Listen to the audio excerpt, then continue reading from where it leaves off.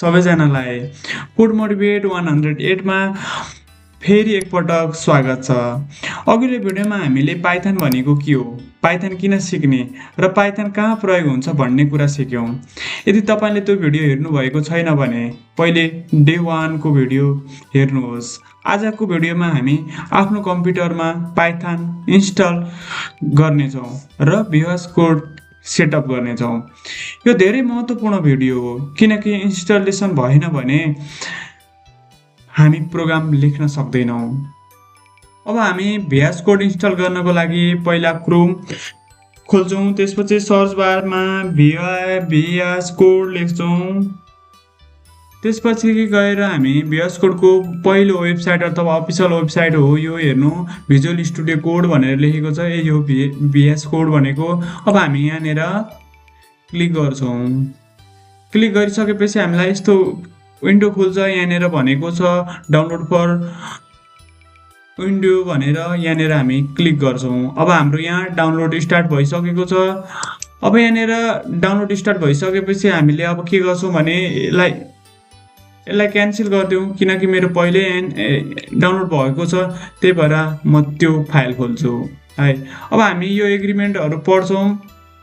Licence agreement भनेको छ, यो सम्पूर्ण कुरा पढिसकेपछि हामीले यहाँ तल आई एक्सेप्ट द एग्रिमेन्ट गरेर गर्छौँ, नेक्स्ट गरौँ। त्यसपछि यी चेकहरू सबै चेकआउट गर्नु होला तपाईँहरू होइन, किनकि यो सबै चाहिने कुरा हो। क्रिएट अ डेस्कटप आइकन, हामी क्रिएट डेस्कटप आइकन क्रिएट गरेर हामीलाई थाहा हुन्छ VS कोड कहाँ छ भनेर होइन, त्यही भएर यो नेक्स्ट गर्नु होला। नेक्स्ट गरिसकेपछि इन्स्टल गर्नु होला। इन्स्टल भइसकेपछि हामीलाई अप्सन देखाउँछ, मैले चाहिँ अलरेडी इन्स्टल गरिसकेको छु।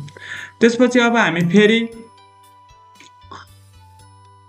फेरि अर्को विन्डो खोल्छौँ।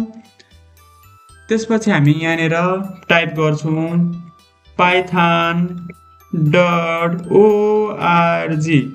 अब हामी यहाँ पाइथनको अफिसियल वेबसाइटमा पुगेका छौँ। अब यहाँनिर हामीलाई डाउनलोडमा जानुहोस्। डाउनलोडमा गइसकेपछि यहाँनिर भनेको छ पाइथन इन्स्टल, अनि त्यसपछि यहाँ भनेको छ पाइथनको 3.14.6 हेर्नु त। यो भनेको तपाईँको अहिले हामीले पाथ चेक गर्दाखेरि यो आएन भने पाइथन इन्स्टल भएको छ कि छैन भन्ने कुरा यहाँबाट थाहा हुन्छ। यदि आएन भने भएको हुँदैन।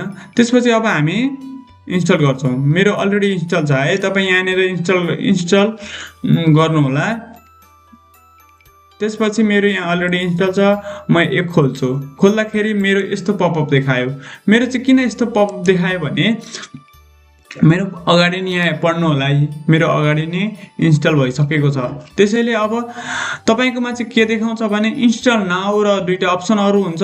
लास्टमा गएर चेकआउट गर्ने दुईवटा ठाउँमा एउटा अलरेडी चेकआउट गरिसकेको हुन्छ भने एउटा गरेको हुँदैन। त्यो भनेको पाथ, तपाईँलाई python.exe भनेको पाथ गर्नु भनेको अनिवार्य रूपमा तपाईँले चाहिँ त्यसलाई चेकआउट गर्नुपर्छ, नत्र कम्प्युटरले पाइथन कहाँ छ भनेर थाहा पाउन नसक्ला। अब हामीले यसलाई लन्च गरौँ। लन्च गर्दाखेरि यस्तो पपअप खुल्छ, तर हामीले अब यो इन्स्टल भइसकेपछि अब इन्स्टल भयो भएन भनेर चेक गर्नको लागि तपाईँले पहिला आफ्नो सर्च बारमा कमान्ड प्रम्प्ट खोल्नु होला। त्यसपछि यहाँ लेख्नुहोस् पाइथन भर्सन गर्दाखेरि यहाँ हाम्रो आयो 3.14.5 आयो। तपाईँको चाहिँ अहिले भर्खर इन्स्टल गर्नुभएको छ भने 3.14.6 आउँछ। यसमा केही पनि फरक हुँदैन। पनि हामीले सफलतापूर्वक इन्स्टल गऱ्यौँ। अब हामी VS कोड खोल्छौँ। VS कोड खोलिसकेपछि त्यसपछि हामी प्रोग्राम लेख्छौँ।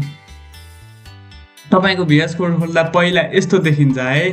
अब यस्तो देखिँदाखेरि तपाईँले न्यू फाइल गर्नुहोस् होइन, त्यसपछि गएर ओपन फाइल गर्नुहोस्। मैले अलरेडी फाइल बनाइसकेको छु। यहाँनिर हेर्नु त VS कोड, यहाँ हेर्नु त VS कोडको यता साइडमा। अब इन्स्टल पहिला हामी एक्सटेन्सनमा जान्छौँ, त्यसपछि पाइथन इन्स्टल गर्छौँ।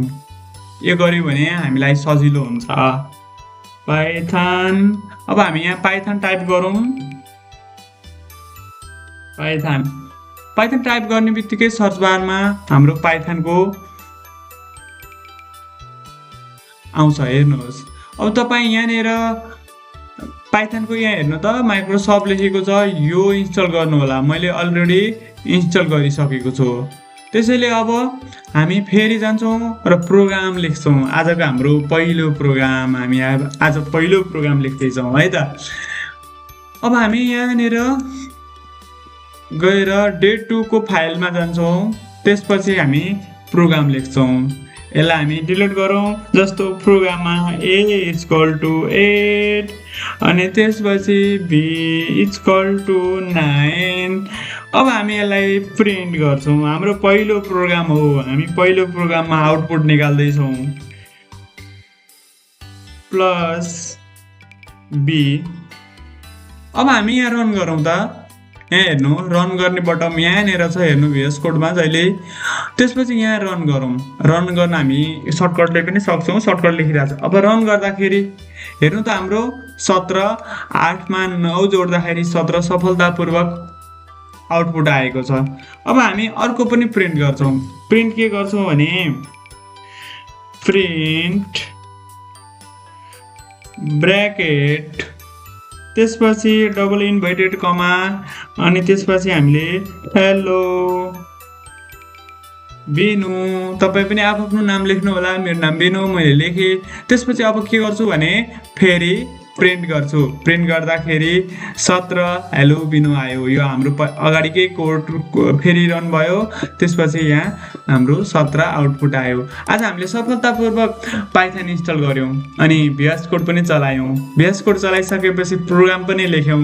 आज हामीले धेरै ठुलो प्रगति गऱ्यौँ। फेरि अर्को भिडियोमा तपाईँसँग भेट्ने बाचाका साथ म छुटिन्छु।